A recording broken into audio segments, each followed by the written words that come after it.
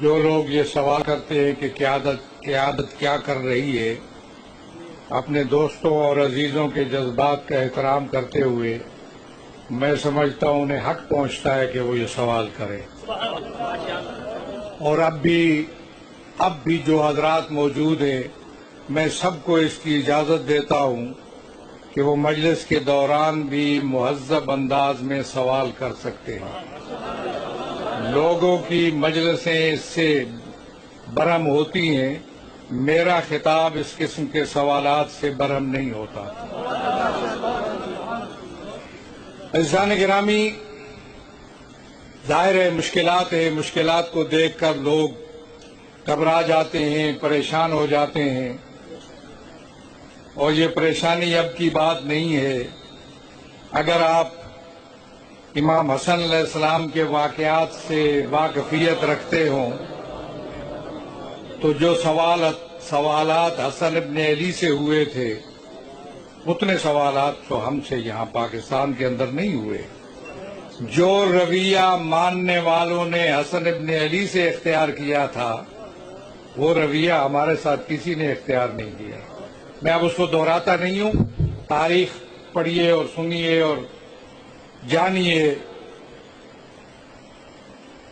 مسئلہ یہ ہے، پاکستان کی صورتحال یہ ہے کہ پاکستان میں یہاں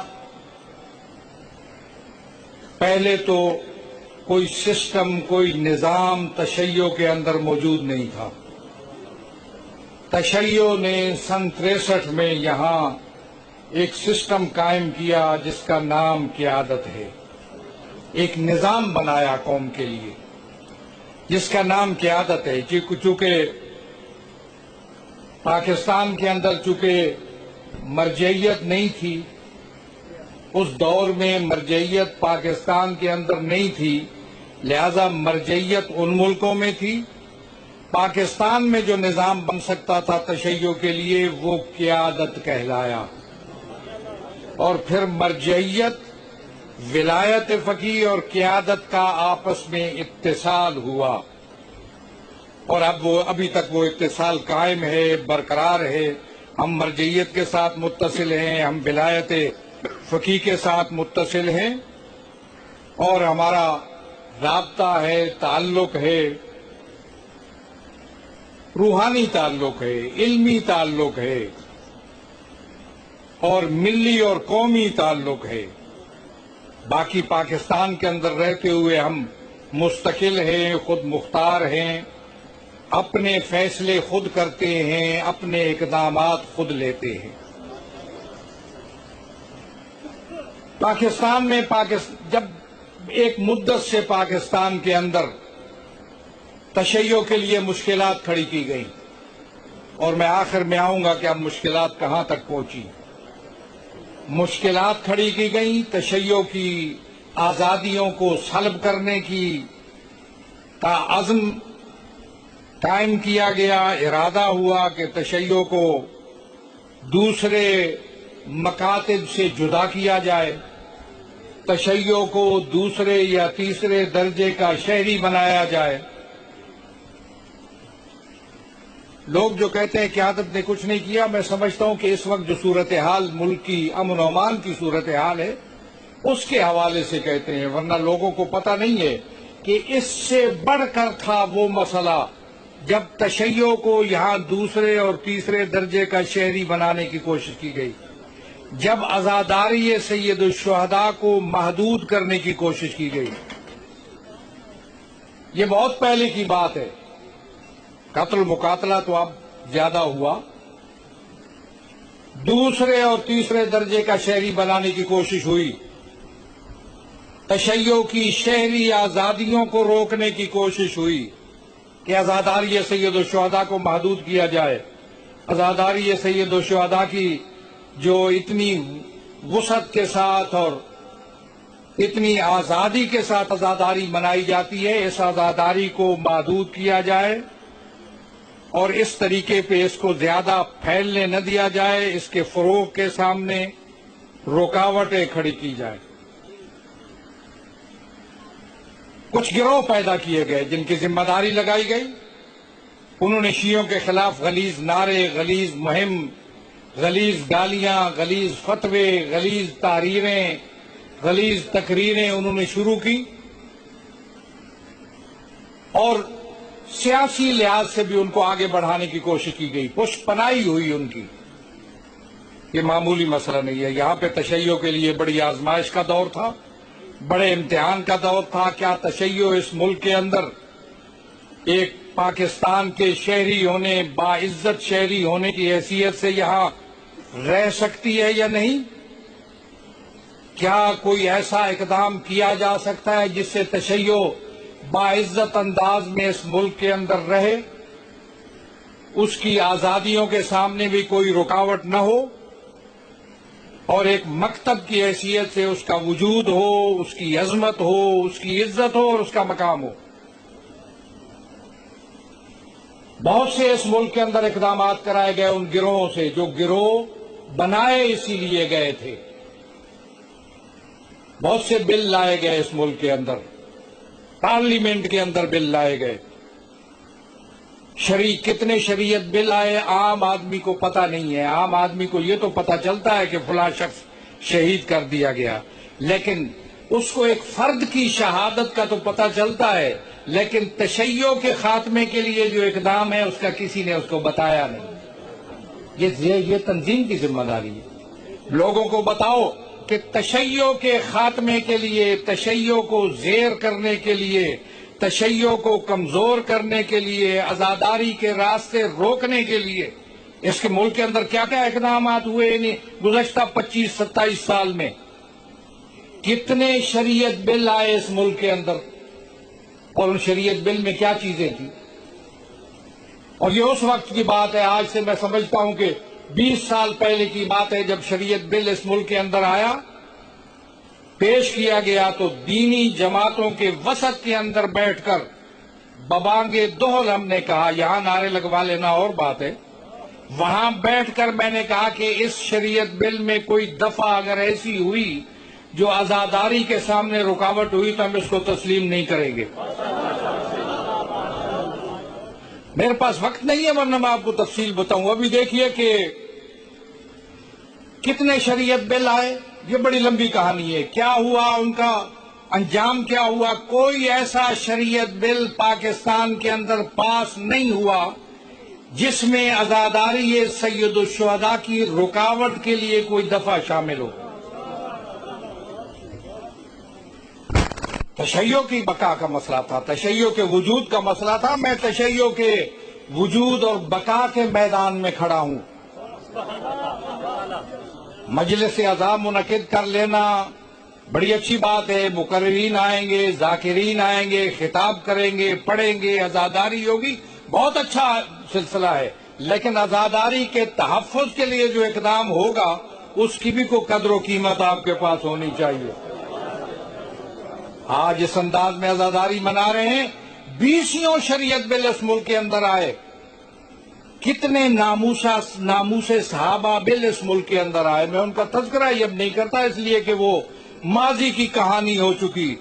ناموس صحابہ بل میں پہلی دفعہ یہ تھی کہ جو حضرت ابو بکر اور حضرت عمر کو نہیں مانتا اس کو 80 کوڑے لگائے جائیں۔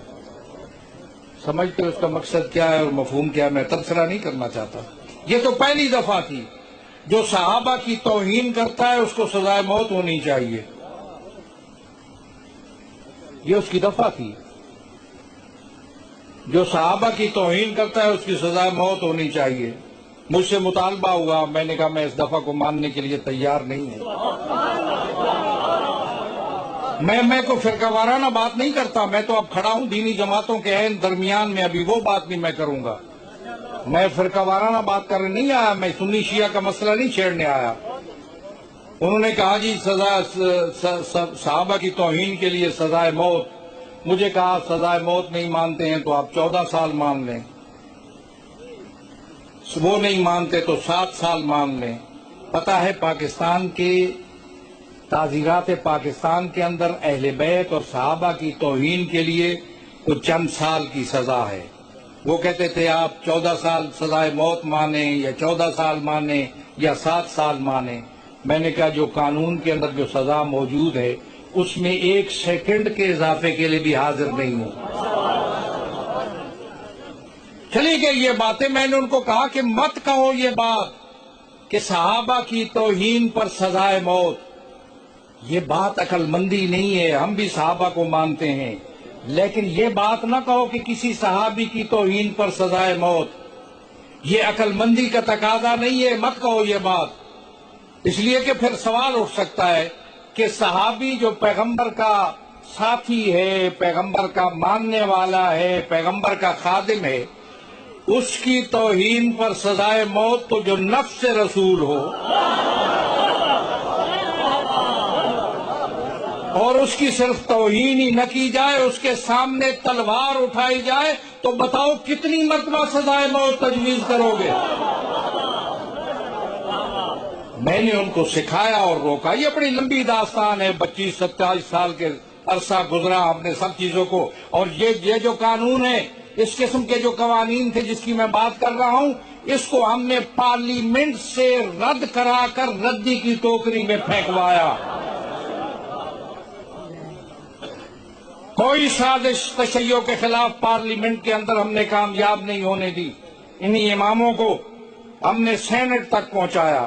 اب آئے نا آپ میں سے کوئی اٹھے اور جا کر کسی کو سینٹ تک پہنچائے۔ ہم نے پہنچا کے ایک نمونہ آپ کے لیے قائم کیا کہ ہم اگر چاہے تو ان اماموں کو جو کسی شہر کا خطیب ہوگا، کسی محلے کا خطیب ہوگا، ان کو اٹھا کر سینٹ جیسے اعلیٰ ایوان تک پہنچایا، آپ کی نمائندگی کرائی، اور ہم نے سینٹ میں اور قومی اسمبلی میں تشیع کا کیس لڑا،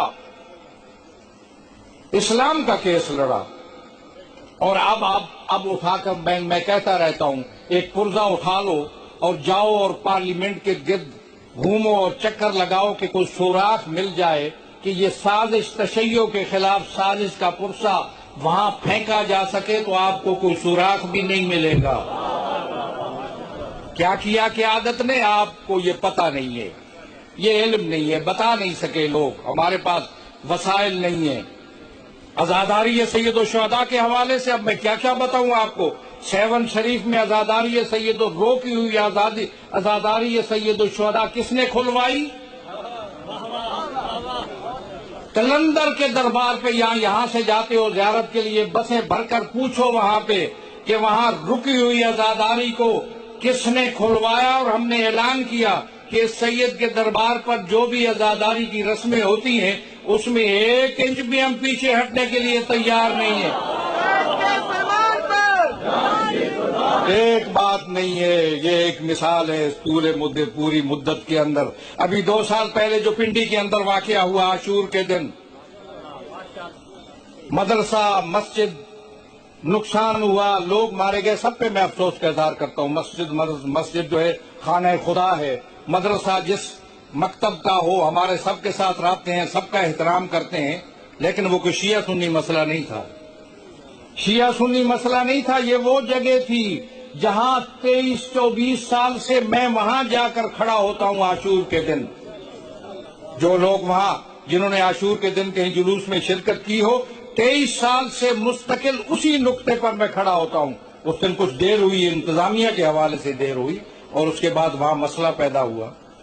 آپ نے دیکھا اس مسئلے کے بعد پرنٹ میڈیا، الیکٹرانک میڈیا، تمام طبقات کے اندر یہ بات پھیلائی گئی کہ عزاداری سید الشہداء کے جلوس نہیں ہونے چاہیے۔ بہت بڑا غبارہ بنایا گیا جس میں بھر دی گئی ہوا کہ عزاداری کے جلوس نہیں ہونے چاہیے۔ ہم نے اس غبارے میں سوئی کا ایک چھوٹا سا سرا ڈالا، پوری کی پوری ہوا خارج ہو گئی۔ اب کوئی شخص جرأت نہیں کر سکتا کہ عزاداری سید الشہداء کے جلوس نہیں ہونے چاہیے۔ ہم نے ملی یکجہتی کونسل کا اجلاس بلا کر 2 دفعہ، متحدہ مجلس عمل کا اجلاس بلوا کر بڑے بڑے لیڈروں سے یہ کہلوایا کہ عزاداری سید الشہداء کو جلوس اس ملک کے اندر روکے نہیں جا سکتے۔ دشمنوں کی بڑی سازش تھی۔ اور پھر آپ نے دیکھا، آپ میں سے کچھ لوگ اگر موجود ہوں تو کس شان و شوکت سے ہم نے چہلم کا جلوس نکلوایا۔ میں نے خود اس کا آغاز کیا جا کر، میں خود جلوس میں شریک ہوا، آغاز خود کیا اور جلوس کو نکلوایا، اور اب عزاداری کے جلوس راولپنڈی کے اندر ہو یا پنجاب کے اندر، کہیں بھی ان کو کوئی خطرہ نہیں ہے۔ خطرہ ہے تو ہماری اپنی کمزوریوں سے۔ یہ سوال آپ کیجئے کہ قیادت نے کیا کیا، کچھ نہیں کیا۔ آپ اپنے سے بھی سوال کیجئے کہ آپ نے اپنی ذمہ داری کس حد تک ادا کی، کیسے برداشت کر رہے ہو سنگینوں کے سائے میں عزاداری، کرفیو کے عالم میں عزاداری کیسے برداشت کر رہے ہو، کنٹینر لگتے ہیں عزاداری کرتے ہو، برداشت کیسے کرتے ہو؟ اسی عزاداری کو عزاداری کے لیے استعمال کرو۔ لگے ہوئے کنٹینروں میں عزاداری اس انداز میں کرو کہ یہ کنٹینر اٹھیں گے تو ہم عزاداری منائیں گے۔ میں تمہیں مشکل میں نہیں ڈالنا چاہتا۔ جب میں نے کہہ دیا، جب میں کہوں گا کہ کنٹینر اٹھیں گے تو عزاداری منائی جائے گی، تو اس ملک کے اندر کنٹینر اٹھانے پڑیں گے۔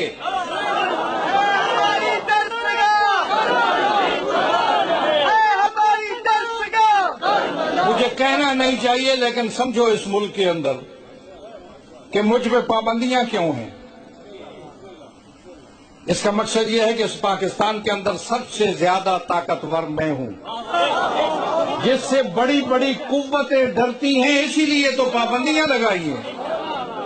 اگر کمزور ہو تو اس پر پابندی لگانے کی ضرورت نہیں ہوتی۔ پاکستان کے اندر، اس ملک کے اندر شہری آزادیاں، عزاداری سید الشہداء کے سامنے کوئی رکاوٹ برداشت نہیں کی جائے گی، کوئی رکاوٹ برداشت نہیں ہوگی۔ عزاداری سید الشہداء کے حوالے سے میں سمجھتا ہوں کہ مجلس اعضاء کے حوالے سے غلطی تم کرتے ہو کہ جا کر اجازت لیتے ہو۔ مت لو اجازت مجلس اعضاء کی۔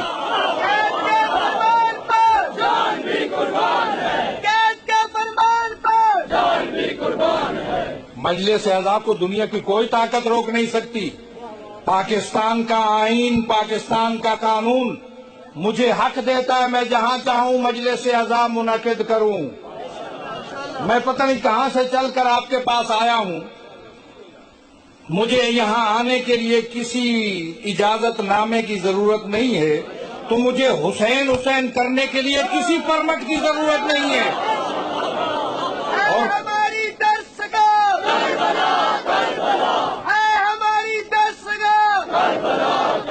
جب تم میں ہمت ہوگی نا، تو اس پاکستان کا رنگ ہی کچھ اور ہوگا۔ اور میں سمجھتا ہوں، میں جانتا ہوں اس ملک کے اندر تشیع کا بڑا نقصان ہوا، بڑی بڑی قیمتیں جانیں گئیں، لیکن میں یہ سمجھتا ہوں کہ میں ایسا اقدام جس سے قوم کا زیادہ نقصان ہو، اس کے لیے کبھی آپ کو اجازت نہیں دے سکتا۔ دو ٹوک میں کہتا ہوں، ایسا کام جس سے ملت کا نقصان زیادہ ہو، اس کی اجازت نہیں دی جا سکتی۔ تیاری کی ضرورت ہے۔ ابھی آپ اس بات کے لیے بھی تیار نہیں ہیں کہ اگر عزاداری کے لیے جلوس روکے جائے، خود عزاداری کے لیے، اس کے لیے آپ آمادہ نہیں ہیں۔ میں آپ کو جانتا ہوں اچھے طریقے پہ، کراچی سے لے کر گلگت اسکردو تک جانتا ہوں۔ جب آپ آمادہ ہوں گے تو عزاداری کی مجلس کیا، جلوس اعضاء کے سامنے کوئی کنٹینر کھڑے نہیں کیے جا سکیں گے۔ تیار اور آمادہ ہو جاؤ۔ میں نے تو قومی سلامتی پالیسی کی بات کی تھی، ملی سلامتی کی پالیسی کی بات میں کر رہا ہوں۔ نیشنل سیکورٹی پالیسی گورنمنٹ بنا رہی تھی، میں نے کہا گورنمنٹ اگر بناتی ہے، کامیاب ہوتی ہے تو فبیا، اس لیے کہ حکومتوں کا کام ہے، امن و امان دینا حکومتوں کا کام ہے۔ اور اگر نہیں تو ہم نیشنل سلامتی پالیسی بنائیں گے، ملی سلامتی پالیسی۔ لیکن اس کے بعد اب صورتحال بدل چکی۔ آگاہی میں رہو، اس وقت نیشنل ایکشن پلان ہے، جس کے بارے میں بھی پریس میں بات کر چکا ہوں۔ نیشنل ایکشن پلان کو صحیح انداز میں اس پر عمل ہونا چاہیے، لوگوں کی جان و مال کا، عزت و آبرو کا تحفظ ہونا چاہیے۔